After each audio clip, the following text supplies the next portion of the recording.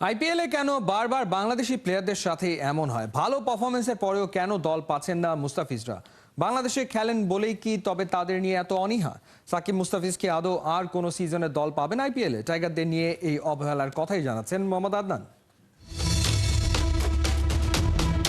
ঘড়ির কাঁটায় তখন সময় সন্ধ্যা 7:05। মল্লিকা সাগর ডাকলেন 181 নম্বর সিরিয়ালের প্লেয়ারকে, বলে উঠলেন মুস্তাফিজুর রহমান ফ্রম বাংলাদেশ।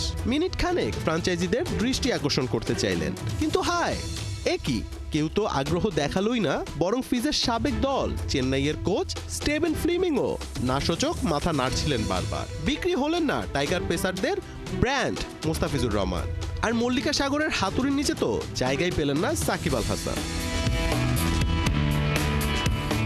আইপিএল এর মেগা অকশনের দ্বিতীয় দিন বাংলাদেশের দর্শকদের পাখির চোখ ছিল সৌদির জেদ্দায়। অকশন টেবিলে রিশাদ মুস্তাফিজদের নাম আনতে আগ্রহ দেখালেও দলে নিতে বিন্দু মাত্র আগ্রহী ছিল না কোনো ফ্র্যাঞ্চাইজি। আর সাকিবের কপালে তো অকশন টেবিলে আসাটাও জুটল না। তবে কি সাকিব মুস্তাফিজদের আইপিএল ক্যারিয়ার এখানেই শেষ? আইপিএল ফ্র্যাঞ্চাইজিগুলো দল সাজাতে বরাবরই দুটি জিনিস প্রাধান্য দিয়ে থাকে: এক, প্লেয়ারদের সাম্প্রতিক পারফরমেন্স; দুই, ভারতের বিপক্ষে পারফরমেন্স। সম্প্রতি সাকিব আল হাসান আবুধাবি টি10-এ বাংলা টাইগার্সের হয়ে খেলছেন। 2 ম্যাচে ভালো পারফরমেন্স করলেও গেল টি20 বিশ্বকাপটা সাকিবের জন্য হয়তো কাল হয়ে দাঁড়িয়েছে। 7 ম্যাচে ব্যাটিং করে মাত্র 106 স্ট্রাইক রেটে করেছিলেন 111 রান।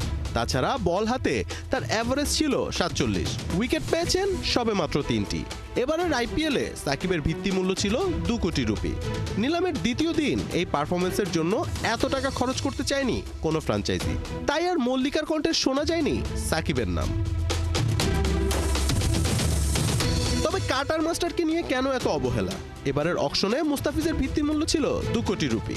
তার জন্য চেন্নাইয়ের দিকে তাকিয়েছিল টাইগার ভক্তরা, তবে মন গলেনি চেন্নাইয়ের। গেল সিজনে দারুণ খেলা মুস্তাফিজকে নিতে কেন আগ্রহ দেখালেন না চেন্নাই? সম্প্রতি বেশ ভালোই ফর্মে আছে কাটার মাস্টার। এবছর টি20তে দেশের হয়ে 18 ইনিংসে 27 উইকেট নেওয়া মুস্তাফিজের ইকোনমি রেট ছিল 7.58। এছাড়া গেল আইপিএলে চেন্নাইয়ের টপ 3 উইকেট টেকারের একজন ছিলেন মুস্তাফিজুর রহমান। তবে কি বাংলাদেশে খেলেন বলে তাকে ফ্র্যাঞ্চাইজিগুলো হাইলাইট করে দেখেন না? তা না হলে মুস্তাফিজের দল না পাওয়ার তো কথা নয়। দ্বিতীয় দিন তো ভুবনেশ্বরের দামও প্রায় 11 কোটি উঠেছিল। বাংলাদেশের প্লেয়াররা বরাবরই আইপিএলে অবহেলিত।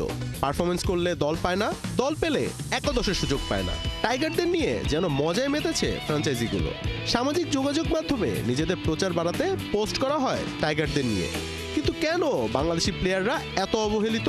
নিজেদের প্রমাণ করেও কেন নাম উঠাতে পারছেন না দলগুলোর প্লেয়ার লিস্টে? তবে কি তারা বাংলাদেশের হয়ে খেলেন বলে এত অনীহা? সাকিব মুস্তাফিজের আইপিএল ক্যারিয়ার কি তাহলে এখানেই ফুল স্টপ? মোহাম্মদ আদনান, 71।